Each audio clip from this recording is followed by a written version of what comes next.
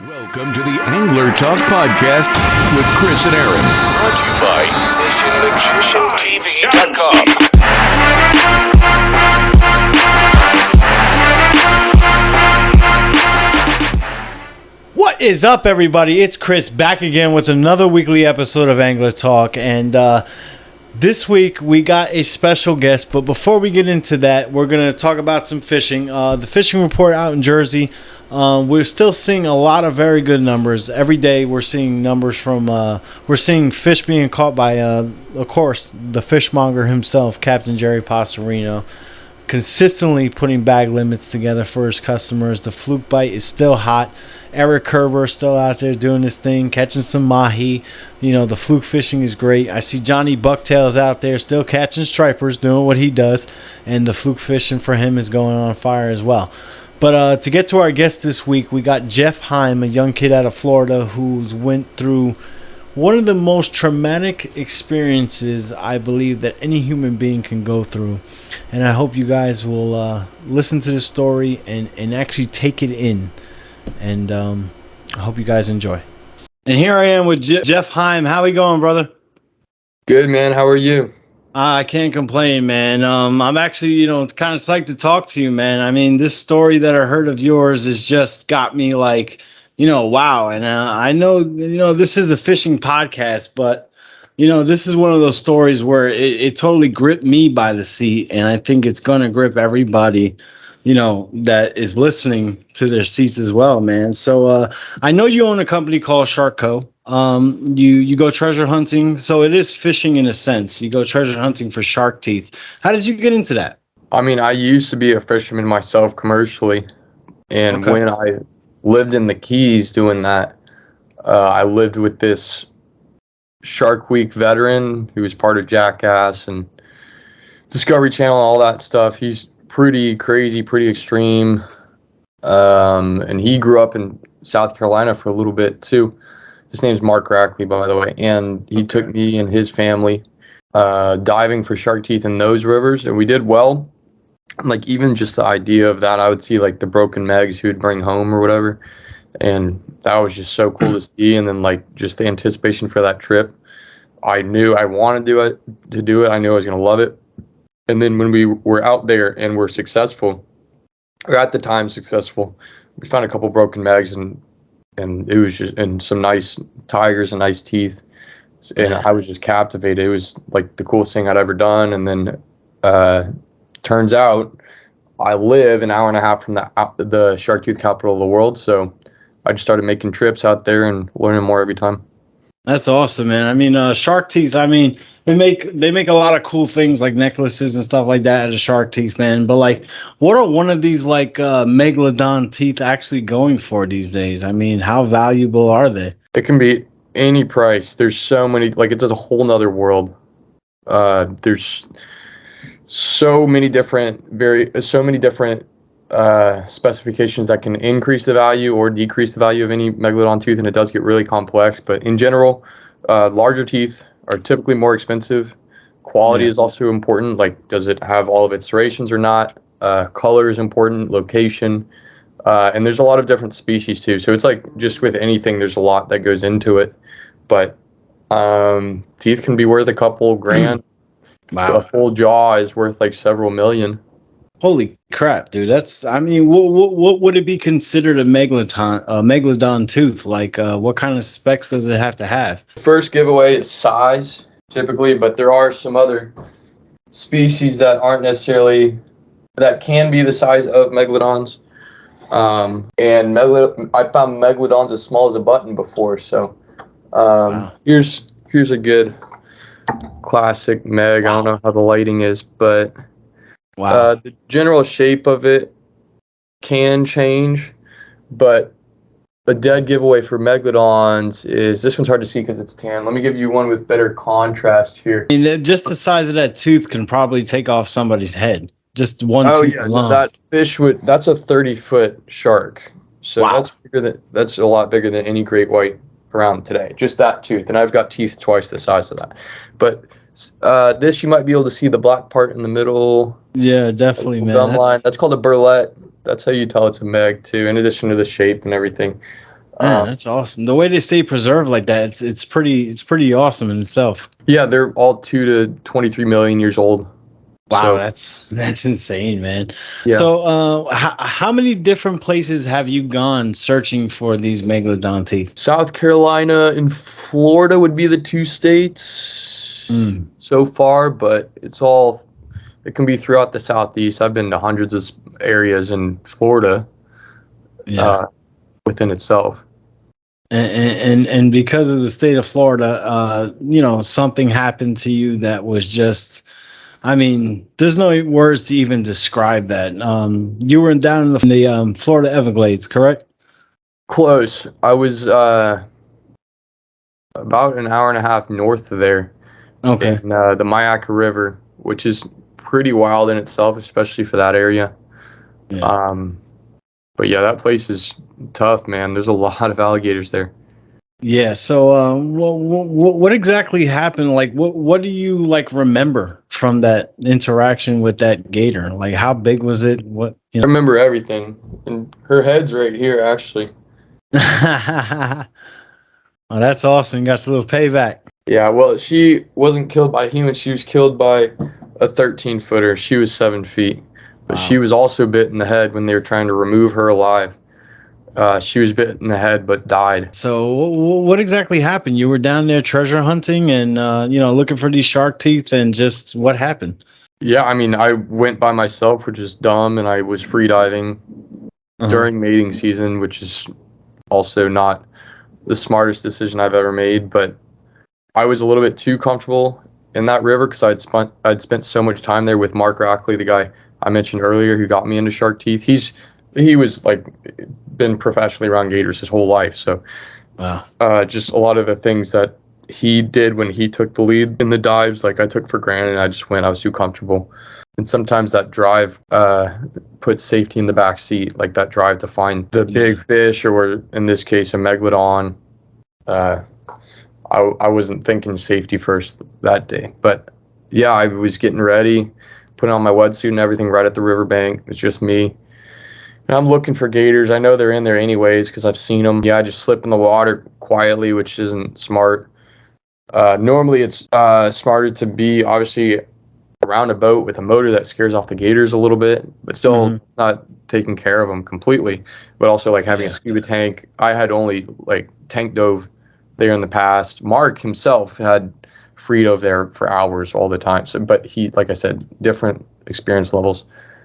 But yeah, I'm just getting ready, and I put all my wetsuit, fins, mask on, and I go in. I'm in the water for like a minute. I go out to the middle of the river, dive down. I see it's sand, and I need to try to find that gravel, which the teeth can be found in. So I go towards the bank, and I just go down, and I get hit and slammed by what I thought was a huge 50-foot boat, like the propeller on that boat, on a boat going 50 miles an hour, because it ripped me down to the left.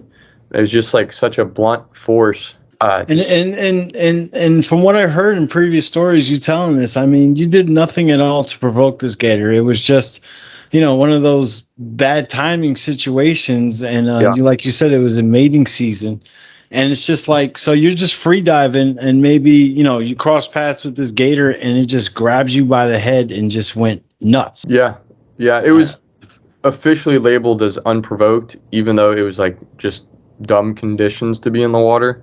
I know Yeah. plenty of other people that dive in mating season, including right now. But still, uh, officially, according to the Florida Fish and Wildlife, the FWC, they said it was unprovoked because I didn't do any actions to, like, I wasn't messing with the gator. I wasn't throwing stuff at it or anything like that. I didn't even know it was there. Yeah, man. I mean, I saw the some of the pictures that you've posted on your Instagram of the after effect of that, and it's just, I mean, I'm not a dude who gets freaked out like really easy, but like when I saw those pictures, it's some clinching stuff, and you're just like, wow, the fact that this guy lived through that and is able to tell this story. I mean, it's thank God that you're still here, man, and glad to see you, still doing what you love to do, and that's awesome. But I mean, it definitely could have turned out a lot way worse. Yeah, within like an inch, a half inch, my life would be pretty different if it had gone a little bit deeper. Yeah, that's wow. Yeah, I mean, I it don't was even really really know what to say about it, man. it was really intense at the time. I talk about it pretty casually now just because I've told the story so many times, but like it's tough for me to go back and feel the intensity of the situation as the days pass, which is something that I don't like as much. I would like to kind of days I'm so stressed out working or whatever. Back then, I was just like happy to be alive, and I got to remind myself that. Yeah, absolutely, man. I mean, is there any type of permanent damage at all to your head or anything like that? No, thank God. I had a Yeah. skull fracture, but that healed. I didn't have like when I was in the hospital, I was thinking like, am I going to be a vegetable? There's Yeah. got to be brain damage. I'm probably going to have brain surgeries, all these different things going through my head, and that's what I'm really lucky to have avoided. Very, Yeah. very lucky. So no Now, lasting effects. I'm not gonna lie to you. I hate the fact that I'm gonna ask you this question because I don't want to take you down that memory lane. But I don't like, care. I'll talk about anything. all right, so it's like, what did you feel or like think about in that moment, if you were thinking about anything at all? The moment that I got bit, Yeah. my first thought was, where did that boat come from? Like, Yeah. where was that? I didn't hear. Normally, you hear the boat motor coming from Oh, long so ways so away. while this is going on, you have no idea it's a gator. I didn't know. I thought it was a boat. I thought I Oh was, man. like I said, I was like, where did that boat come from? I didn't hear a motor. Yeah. But she came up from behind me, and then I come up, and my head's now above water. My mask with my GoPro has been ripped off because the GoPro was up above me, which Uh-huh. could have like uh, messed with the bite a little bit, possibly. Maybe it prevented her from having a good grip. I don't know. Yeah. That definitely could have created some space between your skull and the gator's mouth, for sure. Yeah, so it definitely got ripped off. So that it did have something to do with the bite, obviously. Hey, Now that I have no idea. big shout out to GoPro right now. It could have saved my life, for all I know. Yeah, man. I I mean, mean, it had something to do with it because it bit something there instead of my head, which helped. But I mean, I still got 34 staples and skull fractures, so I got a good bit of it. But um, oh man, yeah, dude. and then my head comes up out of the water, and she's 5 feet in front of me. I was like, that was a gator. Yeah. And she gives me a second to check my head, feel like what was that, and then I see all the blood, and I feel my hair, which feels sideways. It's like definitely sticking out in a place that I've never felt my hair before. Now I have heard from the people who saw it that this was flapped open. Her snout mark is right here on my head. You can see half of it now with this haircut. But this was just open, and they could see my skull. My God. Yep. And I mean, I knew it was real bad, whatever it was. Like immediately knew it was the worst injury of my life, and it was life Yeah. threatening. Um, and then yeah, she gave me a second to check my head, and then she lunged at me, like Oh, not really, really lunged at me. She just like uh, now jumped at me a little bit. she's like all full blown ready to just finish the job. Yeah. So she did one kind of like investigative lunge, Uh huh. and then we're still looking at each other, and my feet are towards her, my head's away from her, my fins are towards her. And then she really lunges, like really tries to get me. And I move out of her, like I swim away from her as fast as I can, get out of the water, don't give her another chance to get to me. And I climb out of the bank. And luckily, I'm pretty close to a parking lot and a restaurant, which is right on the river. And people walking back to their car at the parking lot. And I barely had to, I was just like, I motion. I'm like, hey, I just got bit by an alligator. And they freak out, call the police, they get my phone. I'm able to call my parents like pretty quickly, like right after this happened. And I'm just like pretty woozy, and I'm exhausted, like Yeah. immediately exhausted. I'm like, can I take a nap? They're like, no, don't go to bed. Yeah. Don't go to bed. Massive blood I'm like, loss. oh, Do that to you. I'm about to pass out. That's where I thought I was gonna die right there. Because like it just was, I got literally exhausted very quickly. Man. So that's what I felt like death was, and that happened twice. But I'm able to stay coherent the whole time until the paramedics show up. And man, that's good to hear. And I'm happy not only just to get to talk to you, but getting the chance to talk to you after that happened. That you're still here. Knock on wood, everything is good, and that's great. And that is probably one of the most intense stories I've ever personally heard.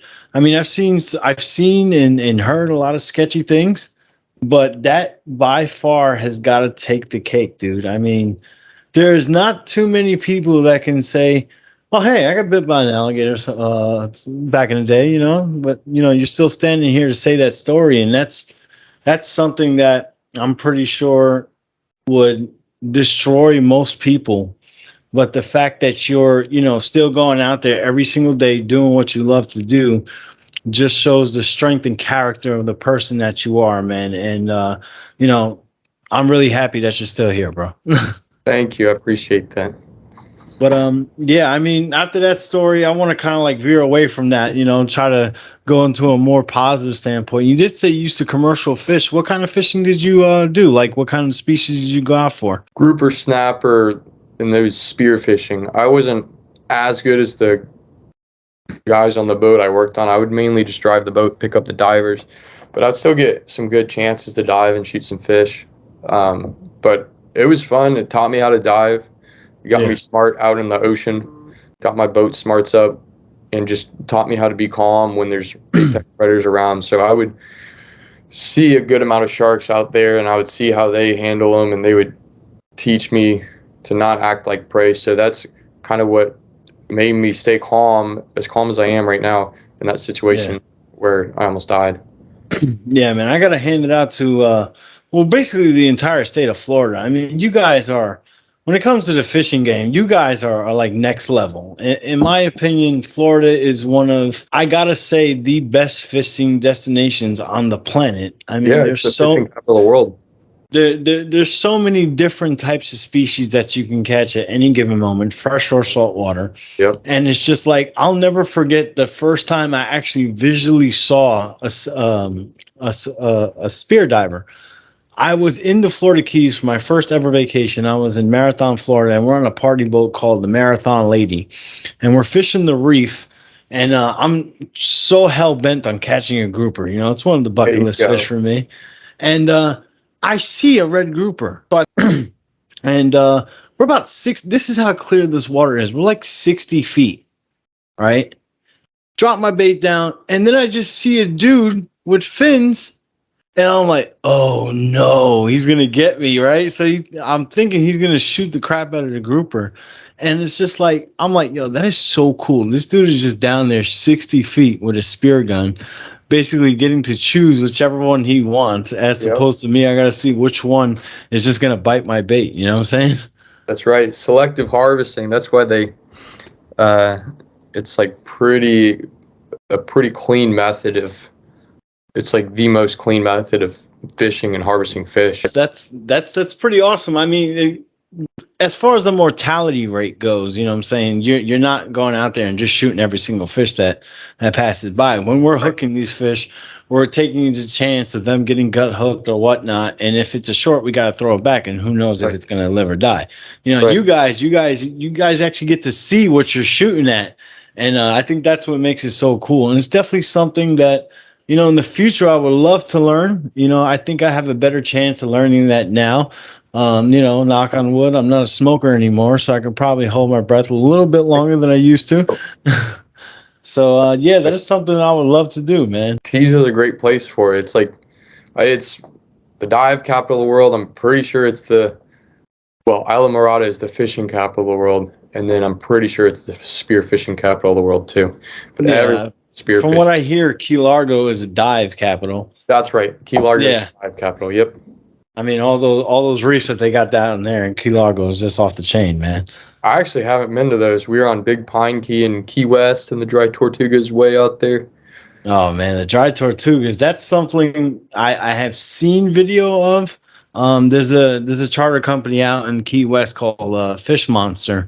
They do like a Tortuga trip where it's like 2 days. You catch and cook whatever and that's just something I definitely want to do.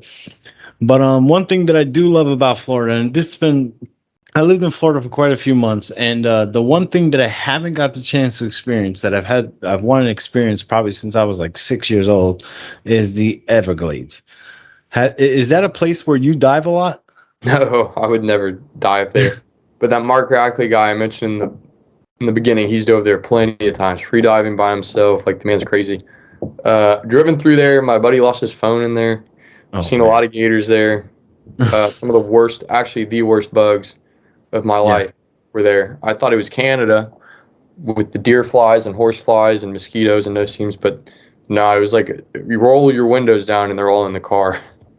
It's real bad. Absolutely. Explain to me a little bit more about Shark Company. What is it exactly that you do with that, and how is that your business and stuff like that? So I find, make, and sell shark teeth jewelry and apparel. So Okay. I am obsessed with hunting for giant megalodon shark teeth, and I Yeah. find a lot of other crazy, beautiful teeth along the way. And I turn them into jewelry. People love them. I sell them Yeah. all over the world. Each tooth is 2 to 23 million years old. Make necklaces, bracelets, earrings, big necklaces, small necklaces, rare necklaces, and they're like each species is a different style and appearance of tooth, Uh-huh. and much more rare teeth. There's big ones, small ones, ones that look like an alien. Yeah. Create. I mean, that tooth that you showed us a little while ago, that darker one, the black one, that looks freaking cool. And it's just Yeah, man. it's amazing to see that something that old can be preserved so good. I mean, that's We're freaking so lucky. awesome. We're so lucky. And then the variations of colors that Yeah. produce. There's literally every color on the rainbow can be on a tooth. Wow. Not even kidding. It's crazy. I'm wearing an orange tooth. Oh man, that looks The freaking cool. light's not doing it justice, but That's pretty bright cool, man. orange. I've got green ones. This one's green. My biggest is green. Green Wow. and blonde. This is like Jurassic Park in your bedroom, Literally. dude. This was from a 60-footer.